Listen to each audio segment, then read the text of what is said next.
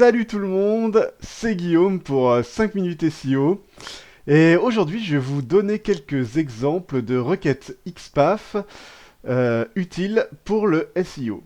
Alors, le XPath, qu'est-ce que c'est?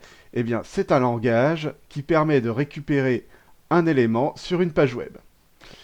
Donc, c'est parti, on y va tout de suite. Donc voilà, pour cet exemple, eh bien, j'ai pris une page Amazon. Vous voyez, c'est une page produit du livre Arsène Lupin, Gentleman Cambrioleur. Et pour m'aider dans cette petite démonstration, j'ai téléchargé euh, une petite extension de navigateur qui s'appelle XPath Helper. Et vous voyez, je vais pouvoir écrire mes requêtes ici et on aura les résultats dans cette zone-là. Donc, pour commencer, qu'est-ce qui va nous intéresser dans la page? Et bien sûr, si on est SEO, on va vouloir récupérer le title. Donc comment on fait pour récupérer le title? Et bien c'est très simple. On fait double slash et on écrit title.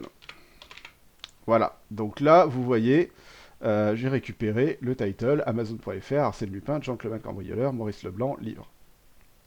Voilà. En fait, avec le double slash, je lui demande de récupérer plus exactement toutes les balises title qu'il trouve sur la page web. Donc généralement, il n'y en a qu'une. Donc là, c'est parfait. Effectivement, le résultat nous indique qu'il n'y en a qu'une. Donc tout va bien. Ensuite, qu'est-ce que je vais vouloir récupérer? Bien évidemment, je vais vouloir récupérer la valise méta description. Donc là, pareil, je lui demande de récupérer toutes les balises méta. Mais bien sûr, comme la balise méta est une balise unique, que ce n'est pas comme pour le title où il y a une balise d'ouverture et une balise de fermeture, il n'y a rien à l'intérieur. Donc là, elle nous indique absolument rien, sauf qu'il y a quand même 6 résultats, 6 balises méta. Donc qu'est-ce que je vais faire? Eh bien, tout d'abord, je vais lui indiquer que je veux la balise méta dont l'attribut name est égal à description. Donc voilà, pour la syntaxe, c'est assez simple, hein. Vous mettez entre crochets le nom de l'attribut précédé par un arrobase, et ensuite égal, entre guillemets, le nom de la balise. Mais donc là, vous voyez qu'on a un résultat. Donc on a bien trouvé la balise métadescription sur cette page. Par contre, il n'y a toujours rien.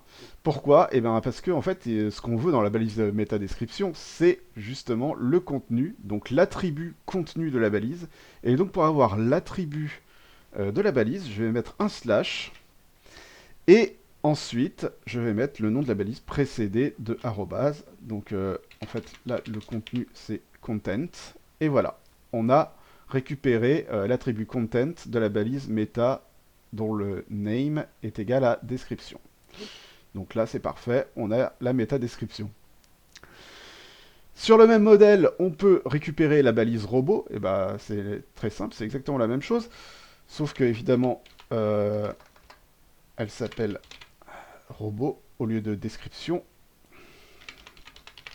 Voilà. Et ben, il n'y a rien. Il ne trouve pas de balise. Bah, donc ça veut dire que tout simplement, pour les robots, c'est follow index. Voilà. Ensuite, qu'est-ce qui nous intéresse également? Bah, peut-être la canonical. Donc là, exactement le même principe. Sauf que, évidemment, c'est pas une balise méta, c'est une balise link. Donc le name, c'est pas le name, c'est le rel, qui est égal à canonical. Et ce n'est pas le content, mais c'est le href. Voilà, et donc là, on a récupéré la balise canonical, l'URL canonical de la page. Donc tout ça, c'est parfait. Ensuite, on va aller un peu dans la partie body de la page, donc la partie visible. Et qu'est-ce qu'on va vouloir récupérer? Bah, par exemple, le H1. Bah là, le H1, c'est très très simple, vu qu'il suffit de mettre récupère-moi tous les H1. Donc voilà, vous voyez qu'au passage, sur Amazon, il y a 7 H1 sur la page produit. Donc voilà, petite remarque au passage. Et vous avez tous les H1 qui sont là, hein. Donc il y a 7 balises H1 avec donc 7 textes à l'intérieur. Donc là, vous voyez que la petite extension a surligné en jaune clair tous les H1. Donc là, il y en a un, là, il y en a un deuxième. Enfin voilà, vous pouvez parcourir la page pour les trouver si ça vous intéresse. On peut faire exactement la même chose, évidemment, avec les H2. Donc là, vous voyez qu'il y en a 9. H3, etc.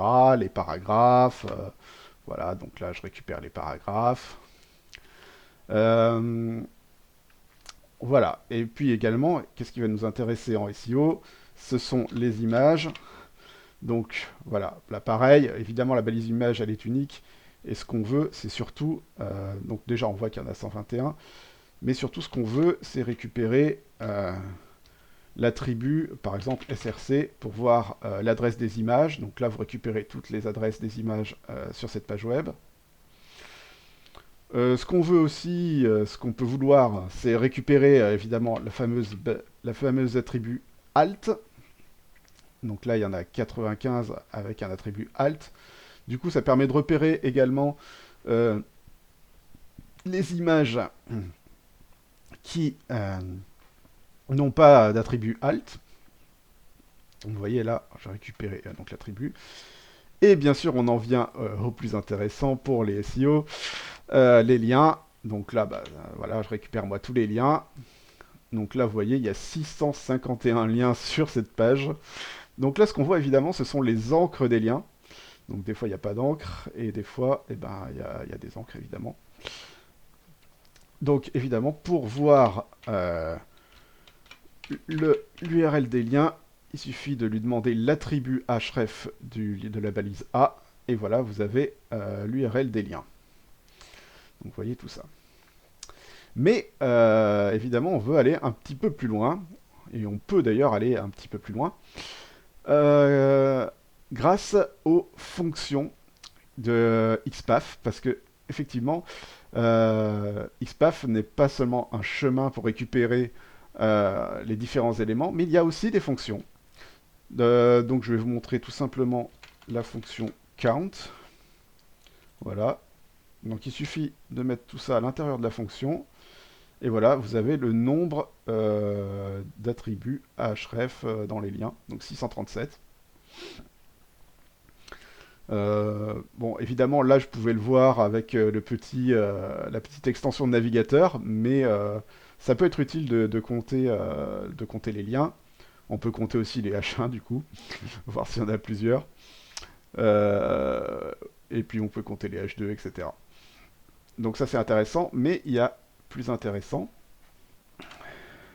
Par exemple, voilà, donc là, on a tous les liens. Mais par exemple, ce qu'on voudrait, c'est ce qu'on aimerait bien, c'est récupérer par exemple tous les liens internes par exemple.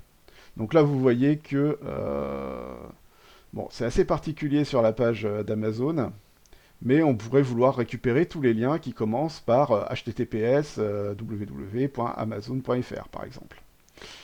Donc comment je fais? Et bien en fait là j'ai euh, tout simplement une fonction qui s'appelle contains, qui s'appelle, je veux dire, starts with. Donc starts with. Voilà, ça veut dire qu'on va récupérer tous les liens qui commencent par... enfin, qui commencent par... En fait, c'est dont la balise, dont l'attribut href commence par https www.amazon.